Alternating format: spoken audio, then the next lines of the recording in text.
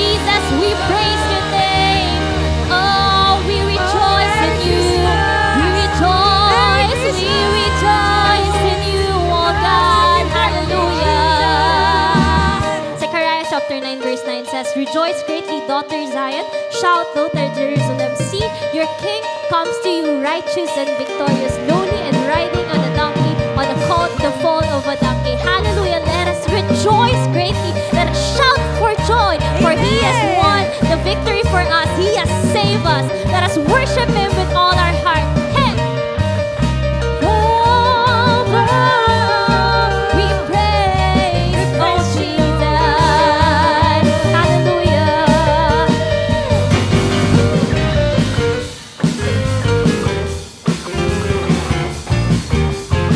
Oh, we praise. Let's sing hark, hark the herald angels sing, glory to the newborn King. Peace on earth and mercy mild, God and sinners reconcile. Joyful all ye nations rise, The triumph of the sky. with angelic hosts proclaim, Christ is born in Bethlehem. hark the herald angels sing, glory to the newborn King. Hey, hey, hey.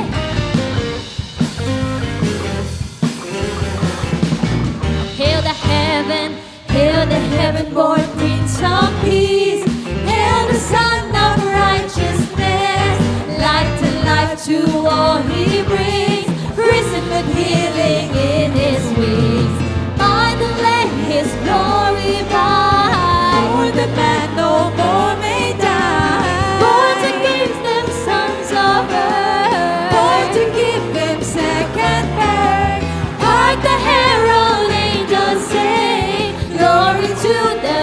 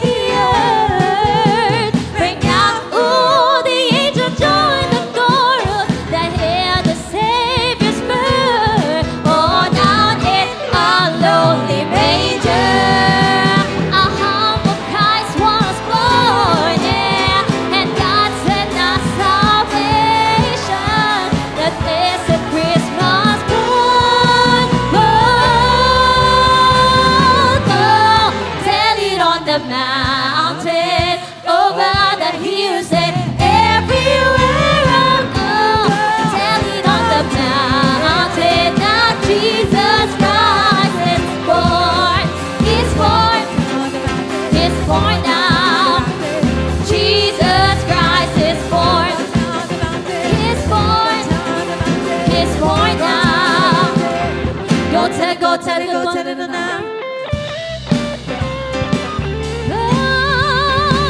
We adore you. Oh, come, let us adore Him. Oh, come, let us adore Him. Oh, come, let us adore Him, Christ the Lord. For He alone is worthy. Oh, He alone is worthy. For He alone is worthy, Christ the Lord. Joy, unspeakable joy, and overflowing well, no tongue can tell. Joy, unspeakable joy, rises in my soul, never lets me go. He rules the world with true and grace, and makes the nations prove the glories of His righteousness, and wonders of His love, and wonders of His love, and wonders of His love.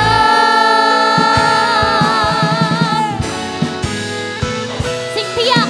Tiyak ang kaligtasan sa bintag ng kalaban, kaya wag nang malulumban. Tayo hindi matatakot. We sing. Di na matatakot sa anumang pagsubok, dahil may Diyos na buhay. Sabay-sabay tayo. Tayo'y lumuhod sa Kanya. Buong mundo ay magdidiwang, sapagkat isinilang ngayon ang Panginoon na ating tagapagligtas. Siya ang pag-asa kasama sa problema, kapaskuhan ay nais sa Kanya. Diyos kahanga-hanga. Diyos kahanga-hanga, buhay ay pinagpala, kabuo at napuno ng saya. Nadama ang liwanag, sumayaw sa presensya. Halina at magpuri, umawit sa Kanya, sapagkat isinilang ngayon ang Panginoon na ating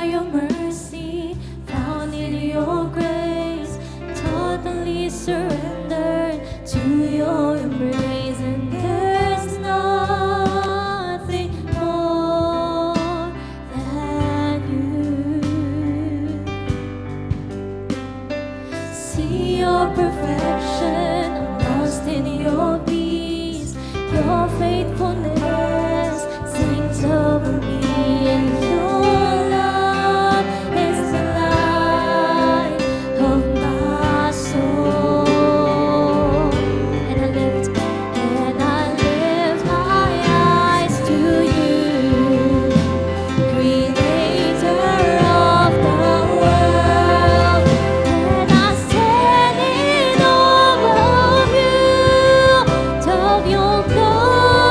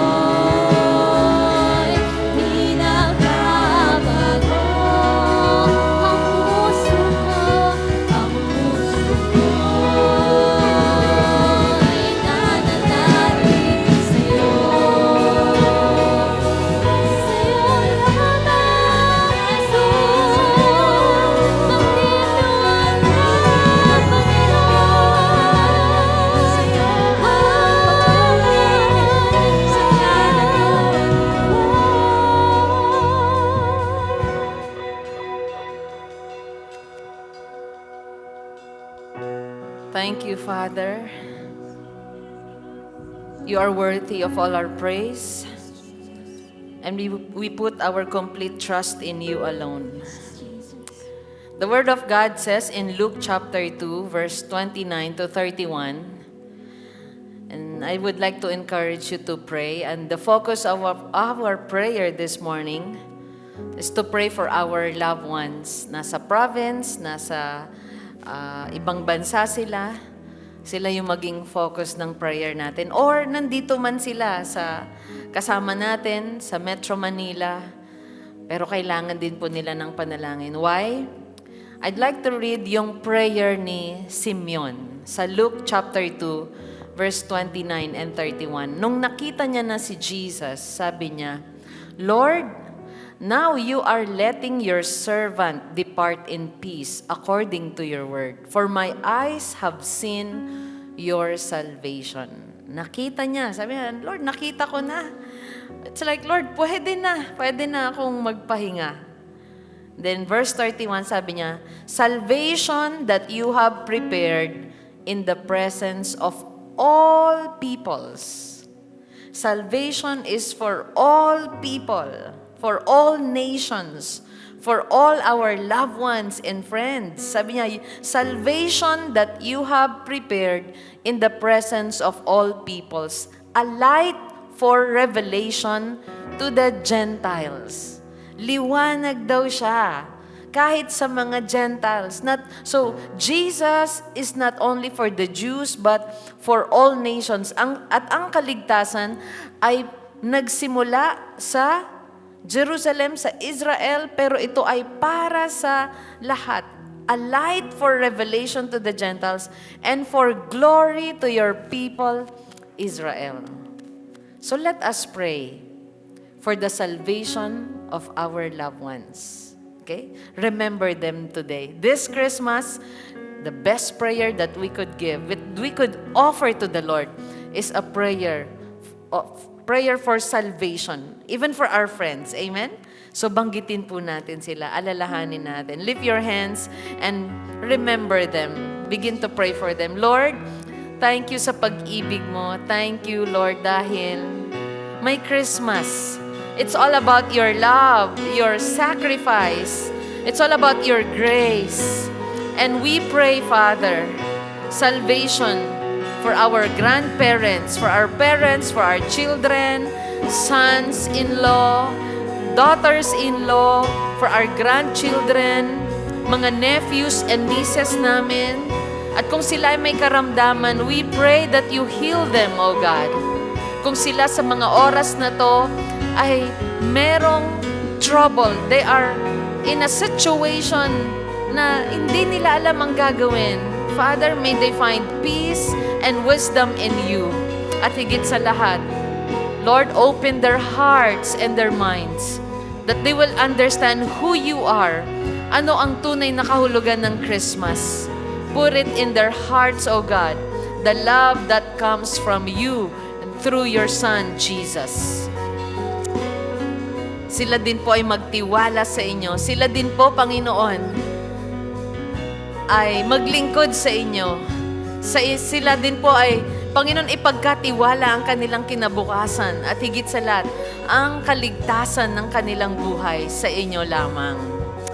Amen. Let's sing that song once again, that chorus, Magtitiwala. Oh, sa'yo, oh Panginoon.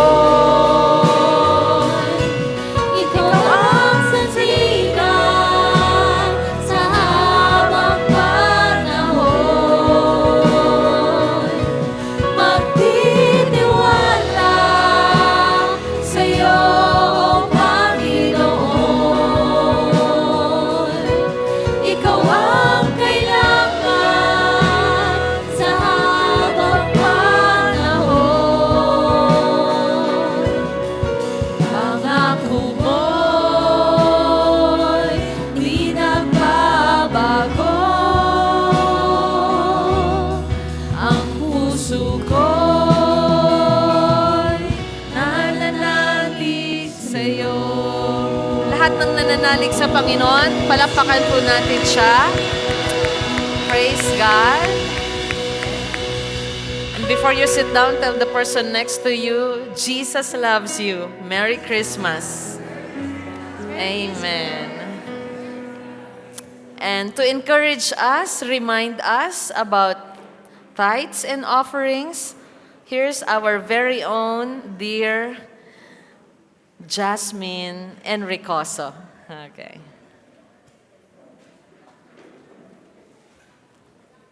Oh, Ma'am.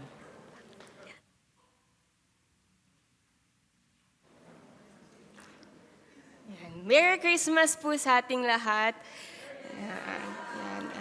Today po, let me encourage you for our tithes and offerings. Sabi po nila, Christmas season is a season of giving. Tama po ba?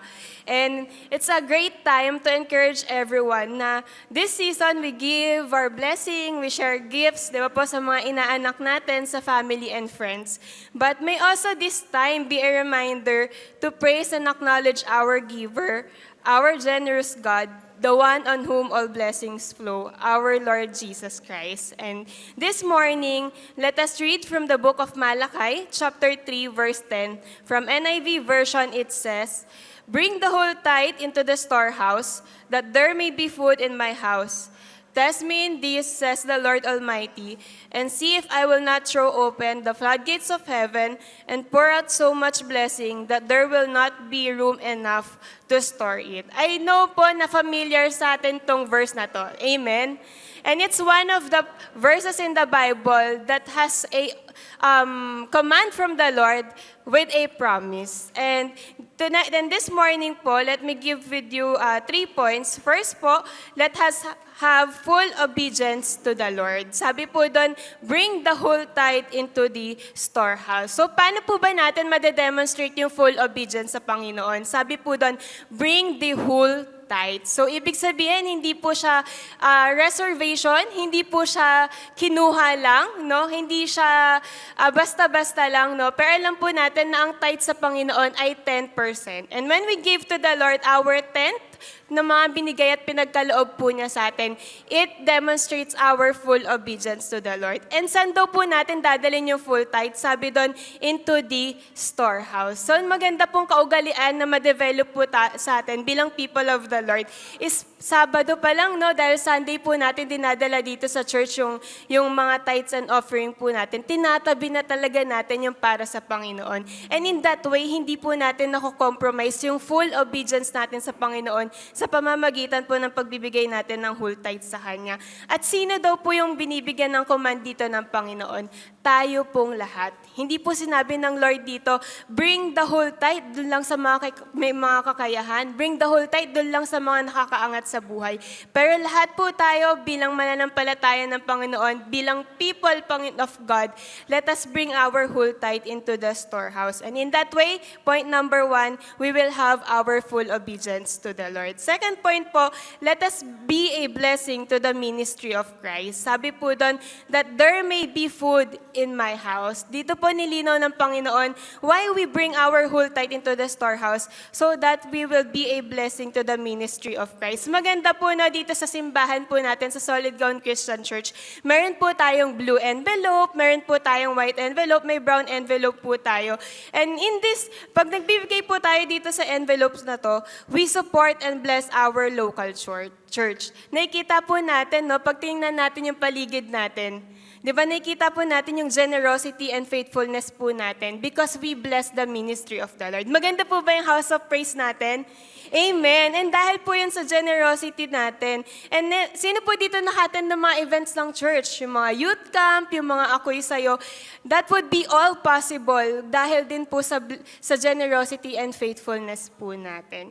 So, let us continue to be a blessing po sa ministry of the Lord. And last point po, let us trust God's provision. Sabi po sa last part ng verse, test me in this, says the Lord Almighty, and see if I will not throw open the floodgates of heaven and pour out so much blessing that there will not room enough to store it. Sino po dito yung gustong nag-uumapaw ng blessing ng Panginoon? I know and for sure lahat po tayo gusto nun, no?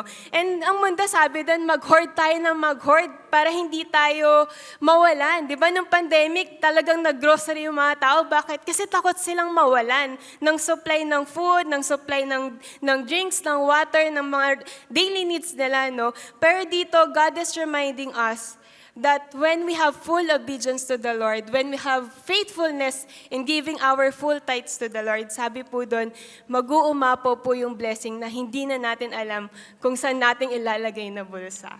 Amen. And minsan po nangyayari, we work, na nawawalan na po tayo ng time sa Lord, nawawalan na po tayo ng time sa family natin. Minsan compromise kahit yung physical health natin, di ba? Bakit? Kasi Lord, sapat lang to kailangan meron pa akong extra income. Di ba? O kaya, minsan we withhold giving our full tithe. Bakit? Kasi Lord, baka magkulang ako this week Pwedeng next week na, 5% mo na ngayon, 5%. Total naman nun 10% No? And dito, pinakita natin na when we give our whole tithe to the Lord, nandun po yung blessing ng Lord, nandun po yung provision ng Lord. So let us trust His provision. So again po, may I remind you po sa ating designated giving, our red is for our tithes. Let's give our whole tithes to the Lord, the 10% of everything we have received from the Lord. Our white po is our mission fund, and our brown po is for our building project, and our blue envelope po is our special project. So I request everyone to please stand and join me in prayer.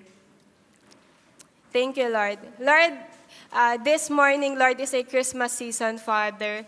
And Lord, we remember, Lord, yung kapanganakan ni Jesus, Panginoon. Ultimately, Lord, you are our giver, Lord. Ikaw, Lord, yung generous God namin, Father. Lord, truly, Lord, apart from you, we are nothing. Ano man, Lord, yung na-receive namin throughout this year, ano man, Lord, yung naranasan namin from you, Panginoon. Lord, we just want to give you our highest praise, our highest glory, Panginoon. Lord, sa'yo nang gagaling, Lord, yung lakas, sa'yo nang gagaling yung buhay namin, sa'yo nang gagaling yung pamilya na meron kami, sa'yo nang gagaling, Lord, yung trabaho na meron kami, yung mga daily necessities namin, Father, lahat, Lord, sa'yo nang gagaling, Panginoon. But Lord, allow our hearts, Father, to be fully obedient, Panginoon, sa salita mo, Panginoon, that we will not withhold anything, Lord, that belongs to you, Father. Hayaan mo na maging tapat kami, maging generous kami, Father, na ipagkaloob, Lord, yung nararapat sa'yo, Panginoon. Dahil, Lord, you have promised us, Panginoon, that you will bless us so much, Panginoon, that there will no room enough to store it, Panginoon. And we want to taste and see, Lord, how good you are, Panginoon, sa buhay po namin at sa buhay ng pamilya namin, Father. Muli, Lord, as we give, Lord, this morning, Panginoon, our tithes and offering, Panginoon, hayaan mo na nag-uumapaw, Lord, na pagpapala mo ang siyang dumaloy sa bawat isa sa amin. Sa iyo lahat ng papuri at pagsamba, ito ang aming dalangin sa pangalan ni Jesus. Amen and amen. Let us now give our full tithe and the best offerings to the Lord.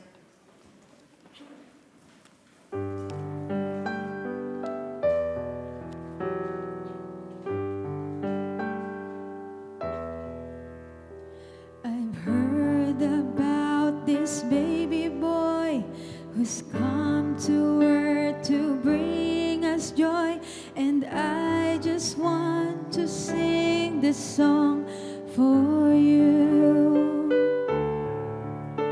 It goes like this: the fourth, the fifth, the minor fall, and the major lift. With every breath I'm singing hallelujah, hallelujah, hallelujah,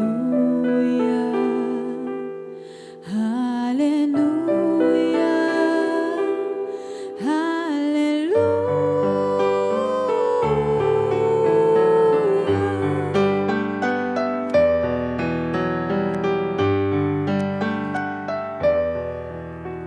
A couple came to Bethlehem, expecting child. They searched the inn to find a place, for you were coming soon.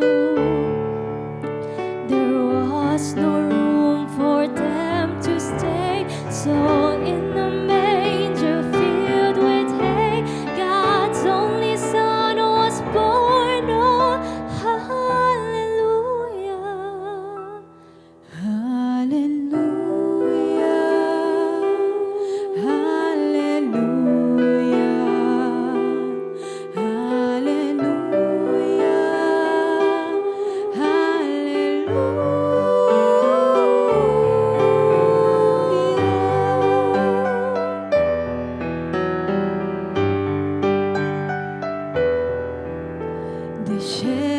shepherds left their flocks by night to see this baby wrapped in light.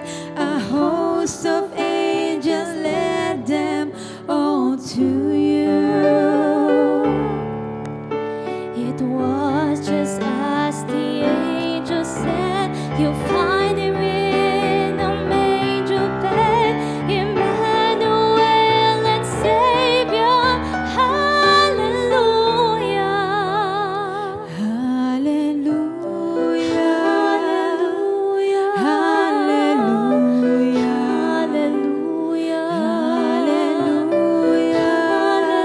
Hallelujah. Hallelujah.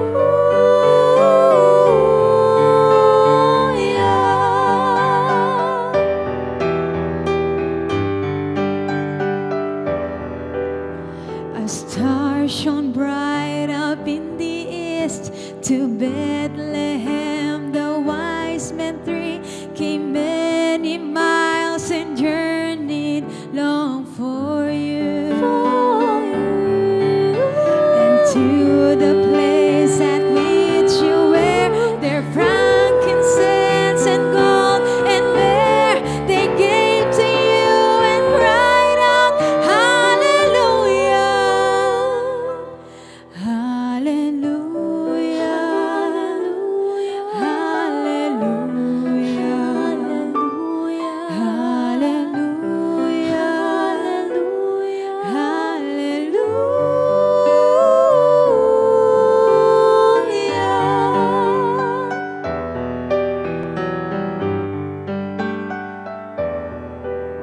I know you came to rescue me.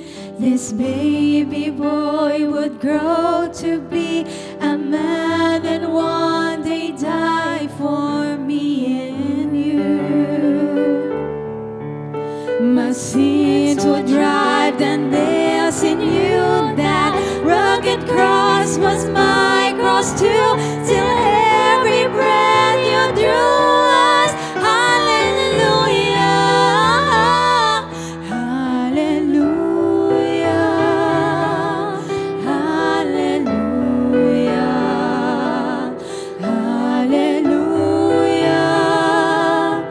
Hallelujah.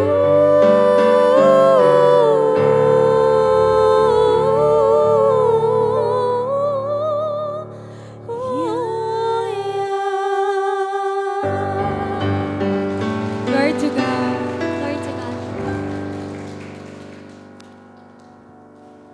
Wow, what a beautiful song. Ang sarap lang din pong parang haranahin, ano?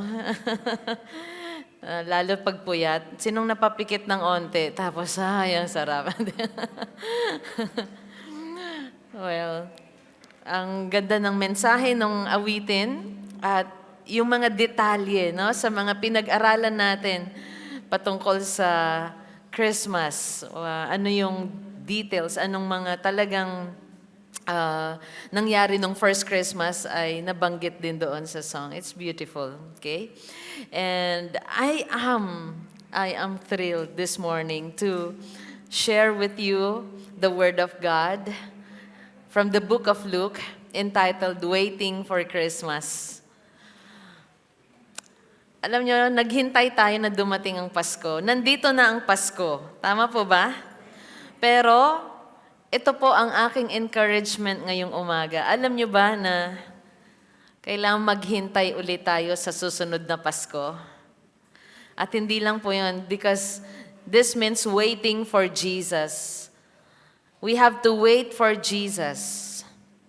Kung dito sa lupa, naghihintay tayo sa calendar natin, inihintay natin lagi yung Pasko kasi, you know, it's the most wonderful time of the year, right? And lalo dito sa atin, ibang klase ang Pasko sa bansa natin, ano? Pero, ito rin po yung dapat ilagay sa puso natin as believers, that we will wait for Jesus, for Christ, the center of Christmas, as long as we live. So let's go to the book of Luke. Luke chapter 2, verses 21 to 35. And at the end of 8 days, when he was circumcised, he was called Jesus, the name given by the angel before he was conceived in the womb. So 8 days were completed. Ang sabi dito, he was circumcised. Ito po ay pagsunod nila Mary at Joseph. Makikita talaga natin sa detalye pa lang na obedient and righteous itong couple na ito, si Joseph at si Mary. And when the time came for their purification according to the law of Moses, see again, they are obedient to the scriptures. They brought him up to Jerusalem to present him to the Lord. Dinala nila si Jesus because they worship the Lord, they want to offer him to the Lord, and as it is written in the law of the Lord, every male who first opens the womb shall be called holy to the Lord, and to offer a sacrifice according to what is said in the law of the Lord, a pair of turtle doves or 2 young pigeons. Now, we can see in the story, obedient ang couple. Sinusunod talaga nila yung law of Moses. At nakita natin sa verse 24, ano yung binanggit dito ni Luke na dala nila? Turtle doves or 2 young pigeons. Ano ang ibig sabihin nun? Nag-offer din sila. Di ba? Kapag ikaw ay pupunta sa Panginoon, may dala kang handog, at ang turtle doves or 2 young pigeons daw po, ay tawag din po rito ay the offering of the poor. So anong ibig sabihin ng buhay ni Mary at Joseph at ni Jesus? Simple lang. Kasi ang sabi sa Old Testament, kung hindi ka makapagdala ng ram, ng goat, ng sheep, ng cow, di ba? Anong dadalhin mo? Turtle doves and 2 young pigeons. May paniniwala po yung iba na maaring itong time na to, hindi pa natanggap nila Joseph at Mary yung gold, incense, and myrrh. Okay? Or pwedeng itinabi nila yon kasi gagamitin nila para pagbiyahe nila sa Egypt. Diba? Napag-aralan natin last week na sila'y kinausap ng angel na bumalik sa Egypt to protect the child, the Savior of the world. At hindi madali yung assignment nga ni Joseph at ni Mary, pero ginawa nila. At ganoon din tayo, there are difficult tasks na meron tayo sa buhay. Pero ginagawa pa rin natin. Parenting is a difficult task, right? Ako 1, Shelo, 4, and I can see you right now, wow, they love to be around you. They just want to wrap you like a gift, a big gift. At sabi nila, and the daddy sleeps well. Ganon din po kami ni Amo gabi-gabi. The daddy sleeps well. Okay. Pero nung mga first 2 months, first 1 month, hindi po. Mali. Okay.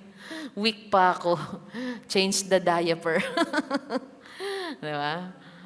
Pero ngayon, dahil lumakas-lakas na, I allow him to sleep. So simple lang din po yung buhay nila, no? At again, sabi ko, mahirap yung kanilang task, pero ginawa nila. Ito, mag-o-offer sila, Mary, Joseph, ito ang kaya natin. A pair of turtle doves and 2 young pigeons. Let's continue. Now, there was a man in Jerusalem whose name was Simeon. Nakita natin sa Bible story, may mga naghihintay na talagang tunay na sasamba sa Lord at may mga naghihintay para patayin siya. At nag-focus tayo nung Sunday, nakasama sa focus natin nung Sunday si Herod. Herod, he's a madman. He's a wicked man. Kung merong Hitler's Holocaust, merong Herod's Holocaust. Nagpapatay siya ng mga babies na male, 2 years old pababa, nung unang Christmas. Pero may mga taong naghintay tulad ng wise men. And another person, si Simeon. Man in Jerusalem. Ang description sa kanya, man in Jerusalem whose name was Simeon, and this man was righteous and devout, waiting for the consolation of Israel. Sabihin nga po natin, waiting. He waited for that Christmas. Just like us. Patapos ang Christmas sa atin, pero tingnan niyo pagkapasok ng January, ano ang isang magandang abangan ulit natin sa calendar natin na titignan? Uy, anong araw kaya pampatak ang Christmas? 'Di ba? Magiging long weekend ba ito? Uy, anong araw kaya papatak ang Holy Week? 'Di ba? Yung mga best season natin. At ano pang titignan natin? Anong araw papatak kaya ang birthday ko? Nakita niyo na po ba ang inyong calendar? 2025? Ito ba ay Monday? Ito ba ay Sunday, weekend, ang iyong birthday? At maaaring yung iba, oy, Mami, Daddy, ang birthday ko ay Monday. Oh, sa school ako mag-celebrate. Di ba? Okay, anong dadalhin natin, anak? Pinakbet. Pinakbet, pinakbet ba yung mga bata? Usually, di ba, chicken spaghetti. Sabi ko, pag si Amo nag-birthday at mga kaklase niya, anak, pinakbet dalhin natin o kaya chop suey. Maiba, no? Okay. So, he waited. Anong pangalan niya? Simeon. Waiting for the consolation of Israel. And the Holy Spirit was upon him. And it had been revealed to him by the Holy Spirit that he would not see death before he had seen the Lord's Christ. And he came in the Spirit into the temple. So this devout man, this righteous man, Simeon, ay nasa temple. Just like prophetess Anna. Wow, yung character natin sa Ako'y Sa'yo musical play natin. At by the way, isa sa ngayon, inaabangan ko ulit. Di ba? Yung mga presentations ng ating CAD, ng ating Creative Arts Department. Na-appreciate po ba natin sila? Amen? Ang dami po nilang pinapractice na kanta and then ay, sabi ko pa sa kanila, pwede bang lagi kayong meron ng special number? So tumaas po yung kanilang task or dumami. Pero ang ganda po na abangan lagi at hintayin lagi. Tulad ni Simeon. He came in the Spirit into the temple, and when the parents brought in the child Jesus to do for him, according to the custom of the law, nung ipipresent na si Jesus, si Simeon ay naroon. At naroon siya para ma-fulfill din yung pangako sa kanya na hindi siya mamamatay hanggat hindi niya na makikita ang Savior of the world. So anong ginawa ni Simeon? He took him up in his arms and blessed God and said, kapag kinuha mo ang isang bata sa arms mo, anong mararamdaman mo, di ba? Ang sarap po eh. Ang cute naman. Oh. Hi, Tali. We miss you. Hi, Tali. I miss you. Where have you been? Last Sunday. Okay. Okay. Saan ka nagpunta? Camping? Nag-camping? Opo. Okay. Nag-camping siya. Di ba ang sarap po na sila ay buhatin, yakapin? Although kagabi, sa aming Christmas celebration ng family, halos wala nang gustong magbuhat kay Amo. Sa bigat niya, siya po yung dahilan kung ba't din lumalaki ang aking muscles. Okay. Pero I believe, di ba, kapag excited ka, gagawin mo lahat or naroon, Savior of the world ito. Si Simeon, ano ginawa niya? He took him up in his arms and blessed God and said, kaya po sa mga child dedications, yan, kinukuha po namin yung bata at, di ba, pinagpipray. Okay? And sabi niya, Lord, now you are letting your servant depart in peace according to your word. For my eyes have seen your salvation. Lord, Lord, inalaw mo. Inalaw mo ako talagang makapagpahinga na. Pwede na akong magpahinga to depart in peace according to your word. Nakita niya na daw yung salvation. At itong salvation na ito, sabi niya, that you have prepared in the presence of all peoples, a light for revelation to the Gentiles and for glory to your people Israel. Verse 33 to 35. And his father and his mother marveled at what was said about him. Si Joseph at Mary. And Simeon blessed them and said to Mary his mother, Behold, this child is appointed for the fall and rising of many in Israel, and for a sign that is opposed, and a sword will pierce through your own soul also, so that thoughts from many hearts may be revealed. Let's bow our heads and pray. Father, thank you for the reading of your word. Give us understanding. Help us to know you more, understand your plan, O God, and to put our complete trust in you alone. Thank you for the message of hope and salvation brought by your Son, Jesus Christ, Lord. In Jesus' name we pray. Everyone said, Amen. Number 1, let us see the character of those who wait for Christmas. So, character of those who wait for Christmas, just like Simeon. Letter A, wait for Christ with integrity. Wait for Christ with integrity. Sino yung mga naghintay dito? Sila Simeon, Prophetess Anna, wise men. At may mga hindi pa po nabanggit.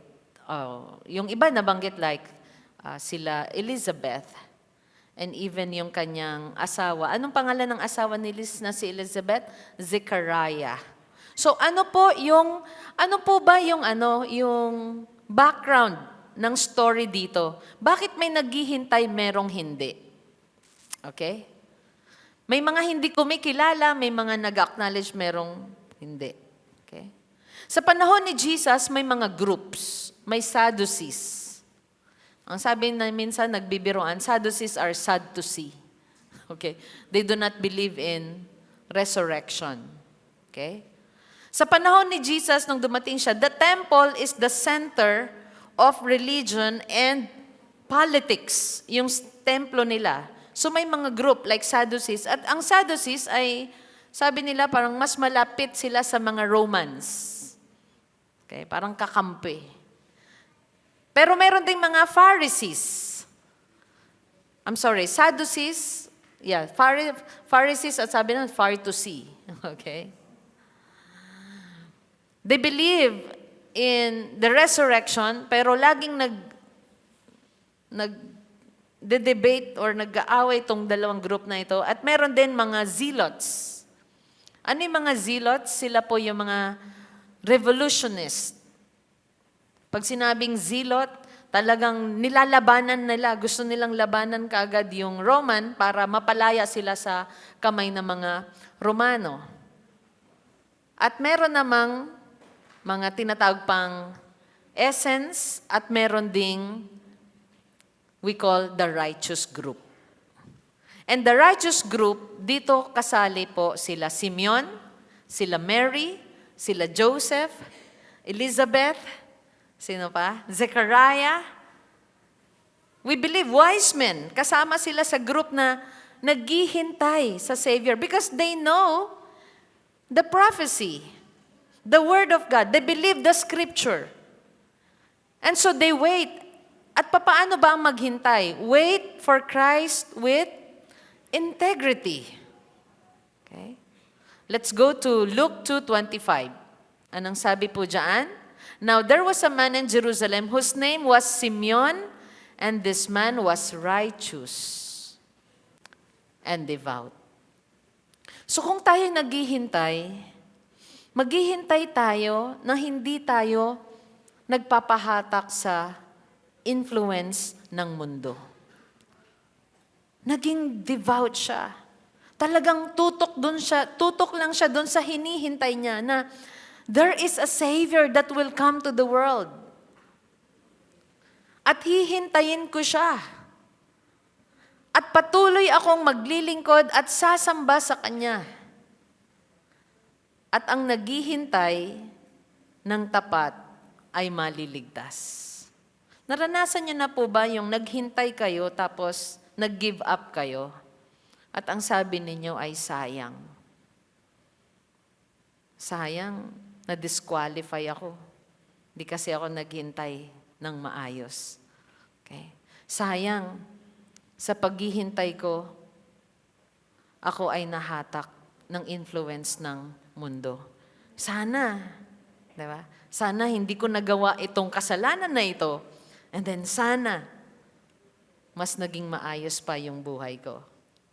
Let us wait with integrity. Can I hear amen?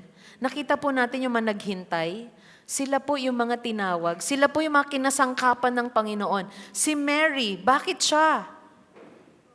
Diba? Bakit ako? Maring tanong ni Mary, bakit siya? Dahil siya po ay tunay na naghintay sa Panginoon ng merong integridad. Si Joseph, bakit siya ang naging servant ng Panginoon, protector ng Savior of the world? Nung natagpuan nga, nabuntis si Mary, ano ang sabi ng scripture? He wanted to divorce Mary silently because he is a righteous man. He is a gentleman. He is a man with integrity. Si Zechariah, na tatay ni John, na priest, at si wife niyang si Elizabeth, di ba kailan nila natanggap yung pangako sa kanila na magkaanak? Nung nasa temple din siya. Ipinapakita doon yung mga grupo na to, yung mga taong ito, ay marunong maghintay.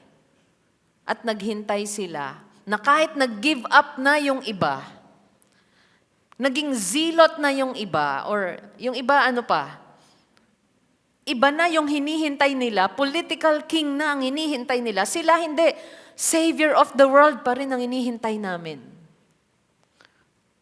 Remember, ganun po ang kalagayan nila noon. Ang Israel, ang hinihintay nila ay yung magpapalaya sa kanila sa kuko ng mga Romano. Pero itong mga ito, like Simeon, nag-focus pa rin sila, let's wait for the Savior of the world.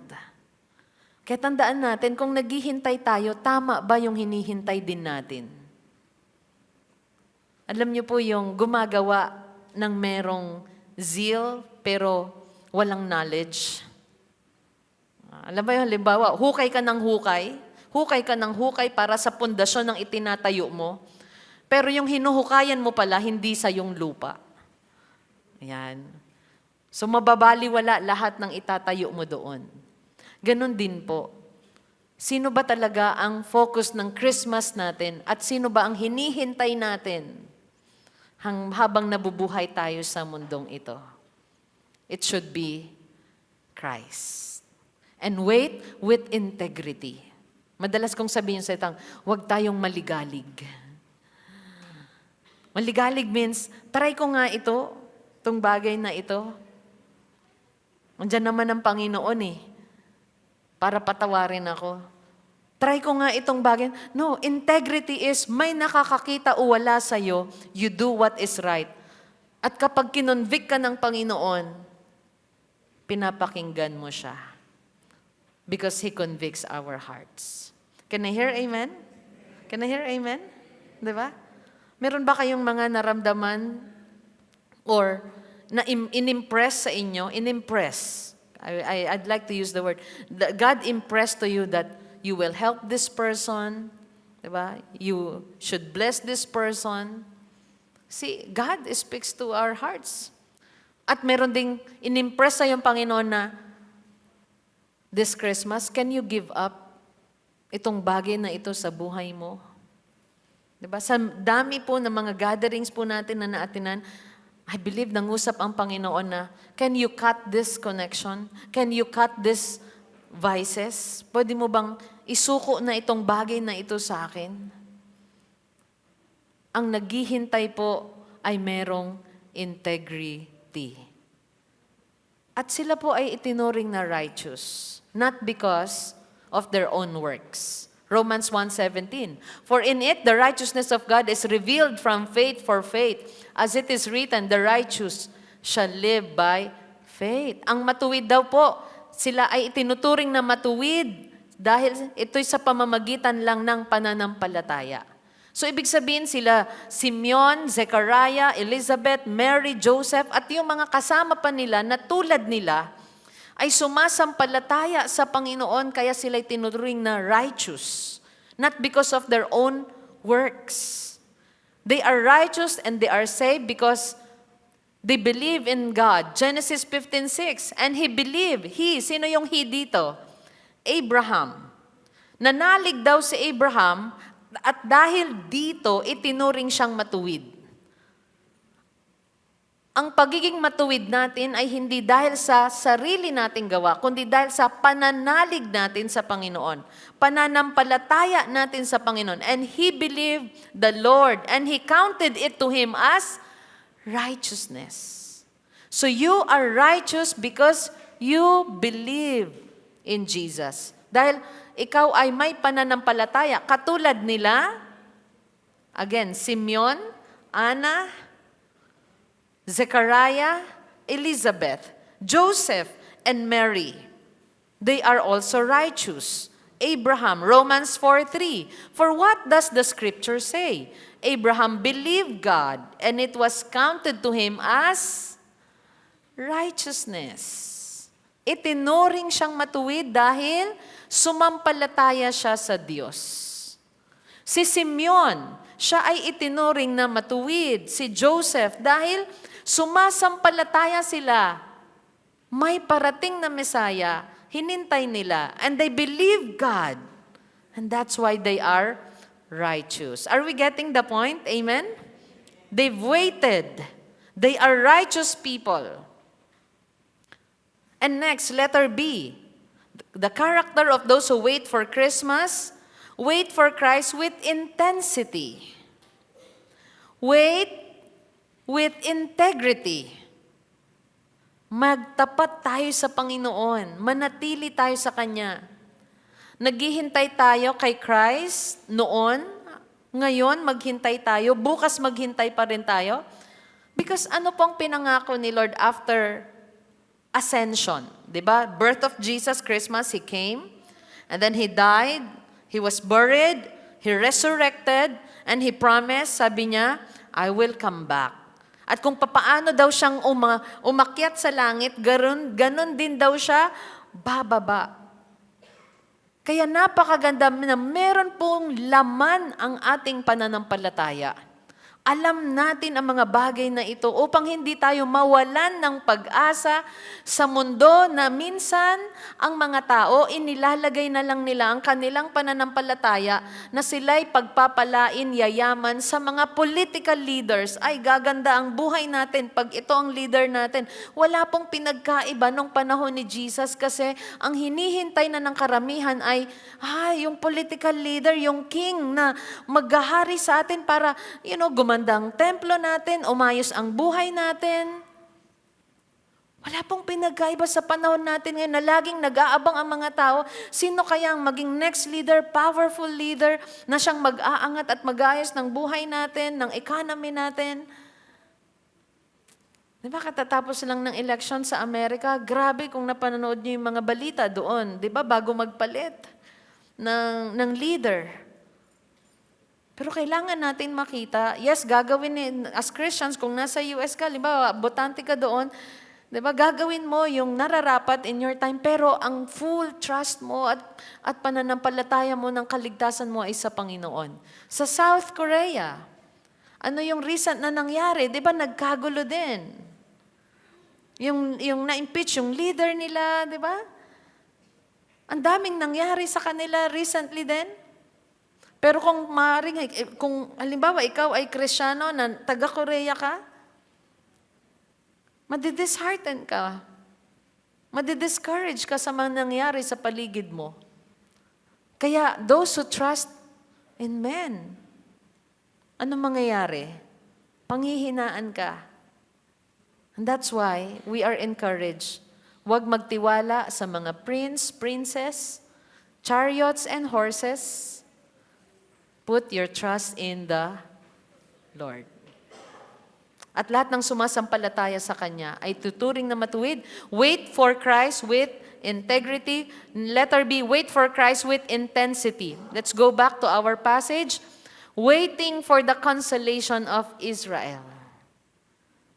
Tulad ni Prophetess Anna, matagal silang naghintay. Si Simeon, maghintay po tayo ng may lakas, ng merong pag-aabang, ng masigasig tayo. Di ba? Bakit meron tayong tulad ng ganitong gawain? We could have been to, saan tayo? Nag-aabang na lang ng mga iba't ibang biyaya, pero bakit kasama sa ating taon-taon na kalendaryo ang Christmas Day ay pagsamba at pag-celebrate ng birth ni Jesus, dahil siya talagang hinihintay natin sa buong buhay natin at hihintayin natin pati ang pagbabalik niya. Can I hear amen? Kaya yung waiting for Christmas natin is waiting for Christ's return. Wait for Him. Letter C, wait for Christ with inspiration. Kailangan natin ang strength from the Holy Spirit. Kailangan natin ang power from the Holy Spirit sa ating paghihintay. And that is why, do not get drunk with wine. Do not be filled with spirits and wine, but be filled with the Holy Spirit. Kung nag-devotion po tayo noong December 24, natapat po sa ating devotion. Ayan. Yung paano dapat tayo mag-party. You know, in our partying, kahit sa New Year, sa ating pagpa-party, we do not sin. Diba? Nag-release po ng isang magandang article si Pastor David Samral, and I've read that article na sabi niya, partying time is bandage time. Kasi may mga tao kapag nag-party, doon nakikita na babandage sila again ng wines and spirit. Ano ang character ng wine spirit in the Bible? Ang sabi niya, wine and beer is a brawler. Lahat daw po ng mga nagpapaalipin nito. Okay? Ang nagpapaalipin nito ay walang nasusolve. Hindi bote ang nagsusolve po ng ating problema. Hindi tayo hihiram ng lakas sa wine and spirit para ikwento ang ating buhay at pamilya at mapahiya ang ibang tao. And then, what will happen to our body, to our mind? Diba? Wait for Christ with inspiration. Saan tayo kukuha ng lakas kapag may pagsubok? Sa Holy Spirit. Saan tayo kukuha ng lakas kapag may gusto tayong sabihin sa isang tao? Hindi sa drugs. Hindi, magdodroga muna ako para may lakas ng loob ako, para masabi ko lahat ng gusto kong sabihin sa mga taong ito at sa pamilya ko. Hindi yan. Diba? Anong minsan ang nakatali or, naiisip ng mga tao pagka may isang taong, ba't ang lakas-lakas niyan? Bakit parang hindi siya nahihiya? Saan siya nanghiram ng lakas? Hindi po sa drug addiction. Hindi po sa alcoholism. Let us get strength from the Holy Spirit. Let's read Luke 2:25 to 27. Now there was a man in Jerusalem whose name was Simeon, and this man was righteous and devout. Again, he is righteous, he is devout. Anong ibig sabihin ng righteous? You believe God. You put your faith in Jesus. You trust God. Waiting for the consolation of Israel. And the Holy Spirit was upon him. Those who believe in God, those who put their trust in Jesus, the Holy Spirit is upon them. Meron kang Holy Spirit. Meron kang lakas na mula sa Panginoon. Sa tingin ninyo, paanong kinaya nila Prophetess Anna? Ang gulo-gulo ng panahon nila noon. Ang dami pong nagre-rebelde noong mga panahon na yon. Ang dami pong corruption, patayan, sakitan ng mga panahon na yun. Pero paanong merong righteous group? Imagine, there's righteous group sa temple. There's Zechariah, Elizabeth. Ang sarap ulit-ulitin ng mga pangalan nila. Joseph and Mary, mga magulang nila, mga pamilya nila. Why? There is Holy Spirit who is with them. Kumusta po tayo? Paano natin nakakayanan ng lahat? Paano niyo po nakayanan ng lahat? Sa mga mommies, dads, sa mga may business this year, may mga pinagdaanan. Naalala ko yung share nila, sis me and Brother Andy, no? I was moved nung Christmas celebration po ng kanilang company. Na, what a celebration. Dumaan pa ito sa matinding mga pagsubok. Paano natin nakayanan ang mga bagay na yon? Sa mga kabataan, naiyak ka na ba sa pag-aaral mo? Sinong naiyak? Naranasan mo bang maiyak? Or naranasan mo bang, di ba, mangatog, manginig, or, di ba, kabahan ng todo? Ha? But why? Are we still here? Because we have the Holy Spirit. Kumusta yung walk natin with Jesus? Mula noon na tayo po ay nakakilala sa Kanya, inabot niya mula sa madilim nating mga buhay at kasalanan. And we are still here because of the Holy Spirit. Anong pangako niya sa Ephesians, di ba? Narinig mo ang gospel, sumampalataya ka. Ano ang pumisan sa'yo? Holy Spirit. So kakayanin pa rin ba natin ng year 2025? Nakayanan natin yung pandemic. Akala natin hindi. We have the Holy Spirit.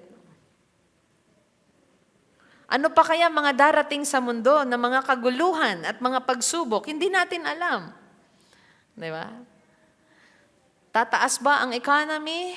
Bababa? Ano pa? Mag-i-spiral ito? Kumusta ang palitan ng peso at dollar? Tumaas? Bumaba? Kakayanin ba? Yes. Kakayanin ko pa rin ba kaya maglingkod kay Lord? Yes, because we have the Holy Spirit. At sabi niya, and it had been revealed to him by the Holy Spirit that he would not see death before he had seen the Lord's Christ. The Holy Spirit is our teacher, is our comforter. The Holy Spirit is our guide.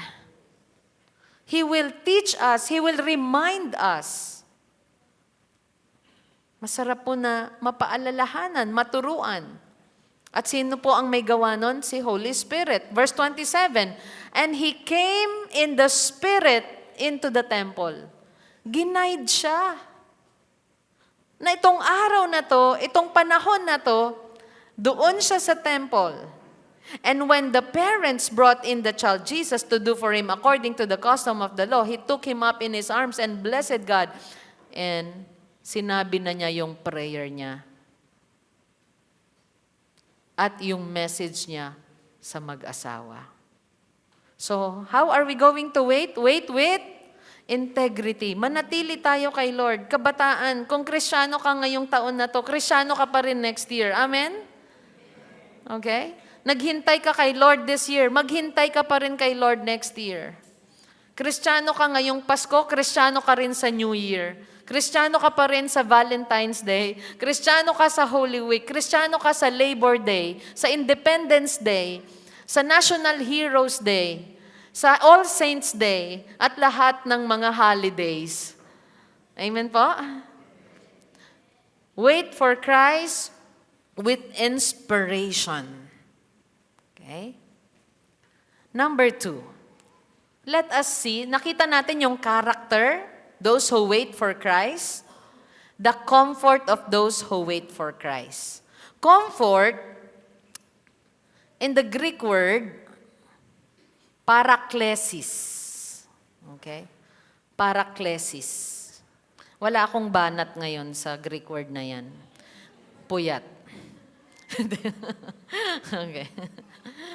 Okay, comfort means, paraklesis means an encourager, an encouragement, comfort, a calling to one's aid. Okay? The comfort of those who wait for Christmas.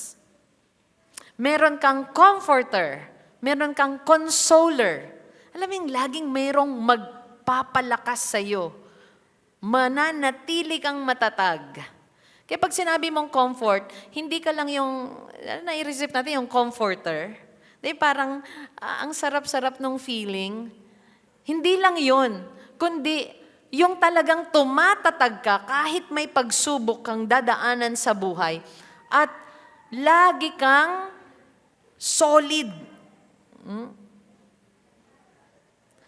At it's more than recognition daw po itong pagtanggap ng comfort. Now, let's go to Luke 25 and 28. Sabi dito, now there was a man in Jerusalem whose name was Simeon, and this man was righteous and devout, waiting for ang ginamit sa ESV ay consolation of Israel. Waiting for the comfort. Comfort comes through Jesus Christ. Yung comfort na yon ay darating through Jesus Christ. Let's move on to the next verse 27 and 28. And he came in the Spirit into the temple, and when the parents brought in the child Jesus to do for him according to the custom of the law, let us all read verse 28, 1 to 3, go. He took him up in his arms and blessed God and said. Nakita niya, naghintay siya, nakita niya, nahawakan niya yung magbibigay ng comfort sa Israel. At saan natin makukuha yung comfort? Balik tayo doon sa letter A. Comfort comes in our reception of Christ. Comfort comes in our reception of Christ. Ibig sabihin nito, more than recognition. Pwede mong i-recognize ang isang bagay, ang isang tao, pero pwede mo siyang i-reject. Diba? Meron kang, naniniwala ako na merong God, pero pwede mo siyang i-reject. You recognize. But you have to receive. Comfort comes in our reception. Ibig sabihin, we believe in Him at tinatanggap natin siya. So si Simeon, ni-recognize niya at tinanggap niya. Because you can recognize something, but you can reject what you recognize. So it's more of recognition daw to. You have to receive. Kaya tinanggap niya si Lord. Now let's go to John 1:12. But to all who did receive Him. So you recognize Jesus and you receive Him. Si Herod, nirecognize ba niya si Jesus? No. And he did not receive Jesus. Or pwede niyang sabihin na, okay, siya pala, yung King of the Jews. Short recognition, pero nireject niya as king. So let us recognize Jesus and let us receive Him as our King. Kagabi nag-exhort po ako sa aming family dinner at yun pa rin po ang mensahe. Jesus is the King of Kings and He is for everyone who will recognize or receive Him, acknowledge Him. At anong mangyari daw in John 1:12? But to all who did receive Him, who believe in His name, He gave the right to become children of God. Simeon became a child of God. Joseph and Mary, they are children of God. Yung mga kasama nila na naghintay sa Messiah, they are children of God.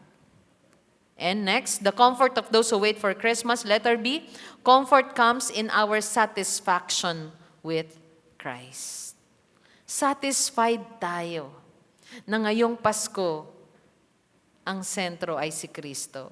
Satisfied tayo na next year, siya pa rin ang sentro. Siya pa rin ang hihintayin po natin.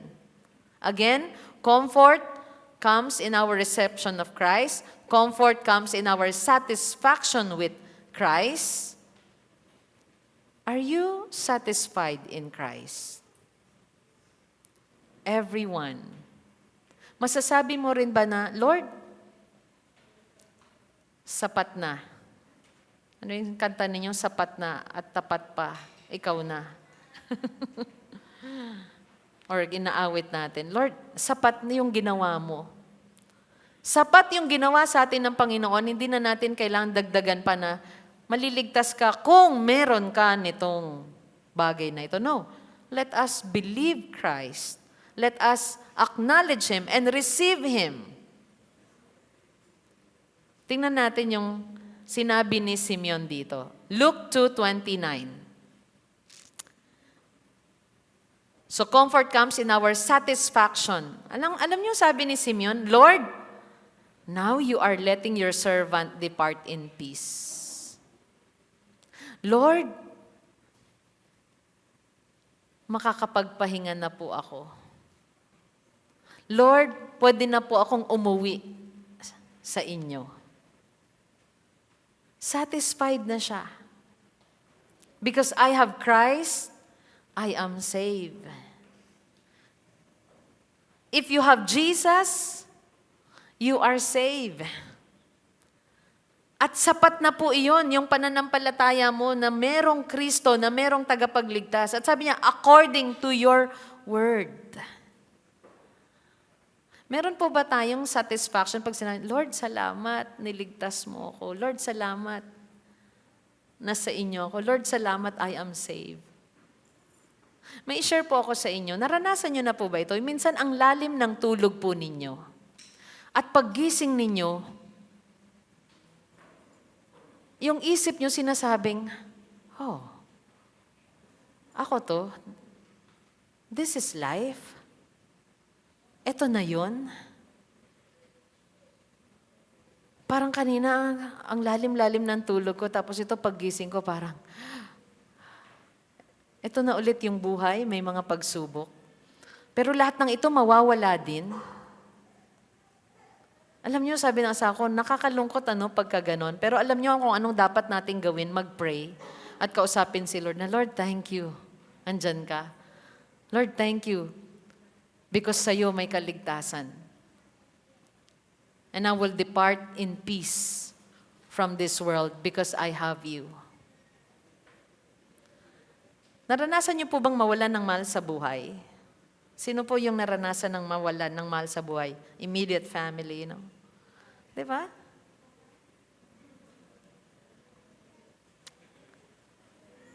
Sabi ng aking mother-in-law, mom ni Brother Chris this week, may kakaiba siyang nararamdaman din. Ibig sabihin, may sadness, may sorrow, na yung mga kabatch niya ay nakikita niya ng, or mga kaidaran niya, nakikita niya na sa coffin.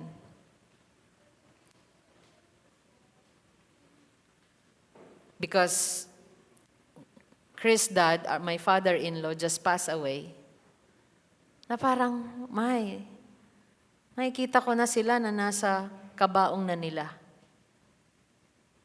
So sometimes kung wala po tayong hope, wala po tayong idea kung ano ang life after death, it will give us sorrow. Kung paggising natin, biglang ang naiisip lang natin na, ito ulit yung buhay, may mga gagawin ulit ako at saan ba ako patungo, it will make you depressed and full of anxiety. Pero kapag meron kang hope, meron kang pag-asa, hindi ka matatakot sa mga darating na panahon. At masasabi mong, oh yes, kumukulubot na ako. Oh yes, namumuti ng hair ko. Yes, tatanda na ako. Oh yes, pwedeng malapit na akong kunin ni Lord.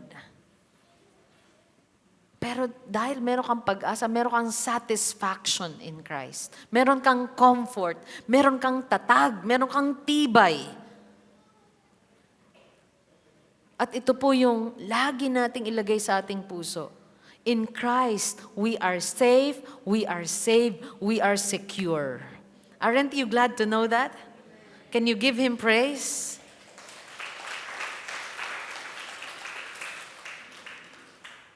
We are satisfied in Him. Hindi yung satisfaction natin ay galing sa material things ng mundong ito. Yung satisfaction natin ay hindi sa ating mga promotions at mga anuman ang maabot natin. You know what? Pag nakita na pa ako ng isang tao na nasa coffin niya, tas tignan mo yung mga naiwan niya, wala talaga siyang madadala. Kahit ano pa mang mga collections meron tayo, wala tayong madadala. Okay? Sino yung tinanong ko nung nakaraan, ilang pair of shoes na meron ka? I'm happy na meron po tayong mga ganong bagay. Maayos po tayo, nakita natin ang pagpapala ng Panginoon, nararanasan po natin. Pero I pray na ang satisfaction pa rin natin sa buhay, habang buhay, ay si Jesus. Give Him praise once again. And lastly, number 3, the certainty of those who wait for Christmas. The character, wait with integrity. Let us be Christians and believers. Nasa bakasyon ka o wala ka, or nasa bahay ka, nasa trabaho ka, may nakakakita o wala, Kristiyano ka. Amen? Kahit kabataan ka, Kristiyano ka pa rin. Kristiyano ka nung Lunes, nung Sunday, Kristiyano ka pa rin hanggang Saturday. Hindi yung, I'm yours, Lord, because it's Sunday. Monday is mine. Okay? Or Tuesday. Or Lord, medyo balik-balik na ako pagka Saturday. No. Wait with integrity. And wait also with intensity. We need the Holy Spirit. Now, the certainty of those who wait for Christmas, let us read the last part of our passage in 29. Certainty. May kasiguraduhan po. Pag si Jesus ang hinintay mo, sigurado. You are safe, you are secure, you are saved. Sabi ni Simeon, Lord, now you are letting your servant depart in peace according to your word. See, satisfied siya. Mga Sadducees, Pharisees, nag-aaway-away pa sa paligid nila, pero itong group na to ng may pananampalataya sa Messiah, sa Panginoon, may satisfaction sila, may kapayapaan sila, may security sila. Kaya kahit na persecuted sila, tingnan mo, Joseph at Mary, kailangan lumayas sa Israel, pamuntang Egypt. Pero why? Bakit sumusunod sila? Kasi meron silang security, meron silang inaasahan. Tulad ni Simeon, sabi niya, I will depart in peace. Talagang matatapos ang buhay niya sa mundo ng merong kapayapaan. According to your word, Lord, for my eyes have seen your salvation, that you have prepared in the presence of all peoples. At ang kaligtasan po na ito ay para sa lahat ng sasampalataya sa Panginoon. At certain po yun, sigurado. Why? Lahat ng prophecies patungkol sa birth, patungkol sa death, patungkol sa resurrection ni Jesus, nasulat, natupad. Sigurado. Pag sinabing the certainty of those who wait, hindi tayo naghihintay sa bula. Hindi. Hindi ka naghihintay ng hangin sa Panginoon. Siya po ay sigurado. Naranasan nila Simeon. Nakita ni Simeon. Naranasan nila Paul, ng mga disciples. Nakita nila si Jesus. Nakita nilang naghimala. Nakita nila na nag-resurrect. nakita nila na nag-ascend, umakyat sa langit. Alam niyo po ba, nagpakita pa rin siya hanggang pag-akyat? Salvation, look at verse 30, sabi, salvation that you have prepared in the presence of all peoples. Inihanda ni Lord ang kaligtasan para sa lahat. A light for revelation to the Gentiles. Siya ay liwanag, magbibigay liwanag sa ating lahat, and for glory to your people, Israel. The next passage, ito po yung words. So yung una, ito po yung prayer ni Simeon, na Lord, thank you. I will depart in peace. Nakita ko na. Yung last part, ito naman yung words niya, message niya to Joseph and Mary. Luke 2:23 to 33 to 35. Sabi niya, and his father and his mother marveled at what was said about him. They marvel. Namangha po sila. Sipin niyo si Joseph at Mary, yes, kinausap na sila ng anghel, pero namamangha pa rin sila sa sinasabi sa kanila. Ako nga po, pag hawak ko si amo, pag sinabi nilang, ay, ang laki-laki ng pata. Kasing laki ng pata ng tatay. Nakukyutan pa rin ako. Every time marinig ko yun. Sinasabi namin sa kanya, what team are you? Blue team? No. Red team? No. Pata team. Diba? Kapag sinasabing, oh, you have his eyes. You have his hair. Oh, hair naming dalawa. Talaga namang namumukadkad ang ulo niya sa puno ng hair. Dito, ang sinasabi sa kanila ni Simeon, Savior to. Savior to. And so, si Joseph at Mary, they marveled. At anong ginawa ni Simeon? And Simeon blessed them and said to Mary, his mother. Nag-message si Simeon kay Mary. Sabi niya, behold, this child is appointed for the fall and rising of many in Israel, and for a sign that is opposed, and a sword will pierce through your own soul also. Sabi niya, Mary, it will pierce the hearts of men. The hearts of men will be revealed. Makikita, dahil sa batang ito, marireveal kung sino ang matuwid at sino ang masama. Marireveal kung sino ang ligtas at sino ang hindi. Pero Mary, it will pierce your own soul. Nakita ba ni Mary ang hirap ni Jesus? Yung sacrifice niya, buhat ang cross? Yes. Kasi sinong mga nakasunod kay Jesus nung ginagawa niya yon? Women. Amen? Pero, sabi dito, ano pa? So that, look at the last sentence dito. So that thoughts from many hearts may be revealed. Because of Jesus, marireveal kung sino ang tunay na nagsisi sa kanyang kasalanan. Sino ang tunay na ligtas at sino yung hindi. Kaya si Jesus, ang dala niya ay kapayapaan nung pinanganak siya. Pero anong sabi din ng Bible? Ang dala din niya ay division. Why? Madidivide Madidivide ang ligtas at hindi. Madidivide ang nag-acknowledge at tumatanggap sa kanya at hindi. Tingnan niyo si Herod, na-reveal ang heart niya. Na-reveal ang heart niya. He's in hell. Yeah. Pero sila Simeon, sila Mary, sila Joseph, sila yung grupo na naghintay. Now this morning, my question is, are you waiting for Jesus? Do you know Him? Do you continue knowing Him, loving Him, at siya pa rin ang hinihintay mo? At hindi lang sa deathbed natin sasabihin na, okay lang, magpakasaya muna ako. Sa deathbed ko na lang sabihin na, Lord, Ikaw ang Savior ko. No. I've experienced near death. Pandemic. At ang sabi ko, Lord, ito na ba yun? Ito na ba yun? Naranasan ko rin po magpaalam sa malapit ng mamatay. I remember the lolo or father of Sis Jazel.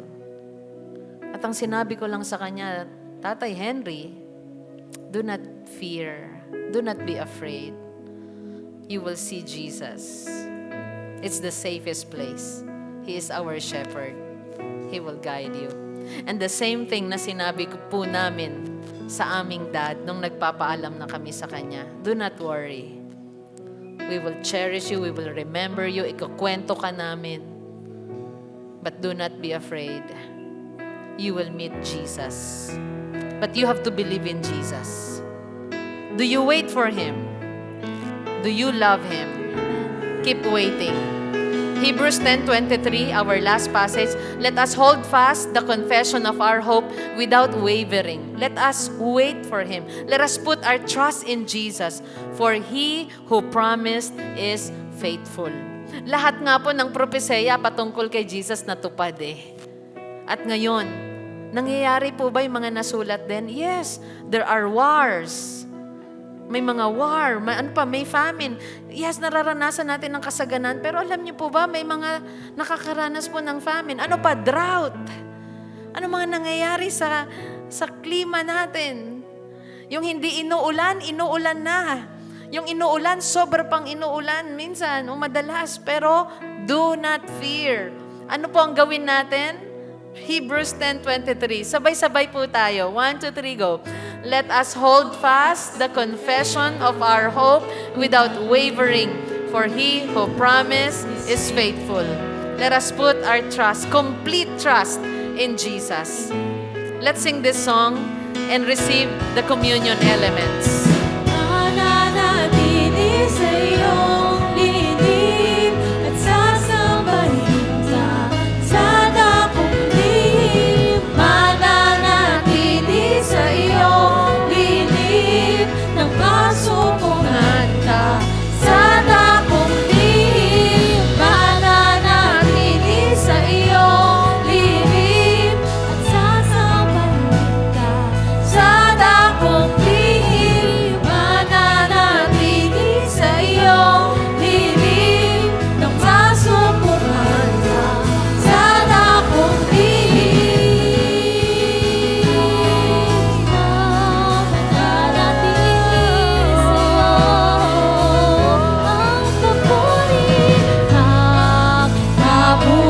Mananatili sa iyong sa'yo lamang inialan, O Panginoon, ang puso ko'y sa'yo magpakailanman. Ang papuri ko ay tanging sa'yo, sa'yo lamang inialay, O Panginoon, ang puso ko sa'yo magpakailanman. Ang papuri ko ay tanging sa'yo, sa'yo lamang inialay, O Panginoon, ang puso ko sa'yo magpakailanman. Mananatili sa iyong lihim at sasabahin ka sa dakong lihim. Mananatili sa iyong lihim nang masupungan ka sa dakong lihim.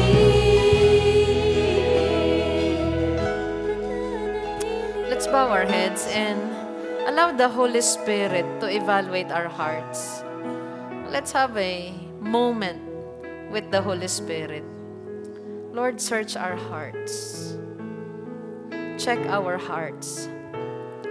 Alam namin naging busy po kami at may mga kabisihan pa po kami. Pero ngayong moment na to, Lord, ngayong oras na to, check our hearts, Lord. In-tune our hearts to you.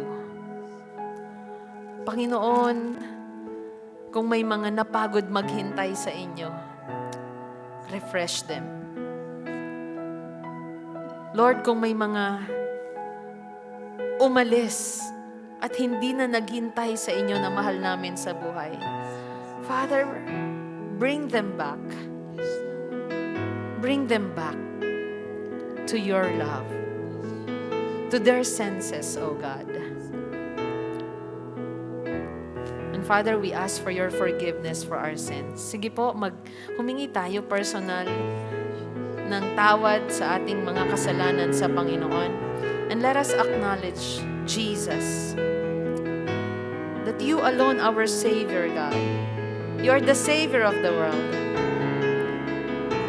You are our King. You are our Lord. Ikaw ang masunod sa aming buhay. And we will wait on you as long as we live until we see you face to face. We will wait upon you, O God. Thank you for saving our loved ones, our friends, Lord, our family. Thank you for our spiritual family, Panginoon.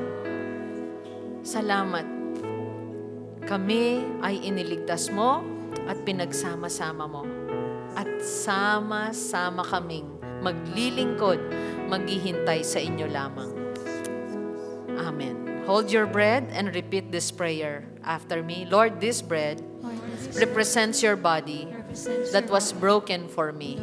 You offered your body to God to save me from all unrighteousness, to heal me from all my diseases. Because of what you have done, I am saved. I am healed. You are my Savior, my God and my King. Amen.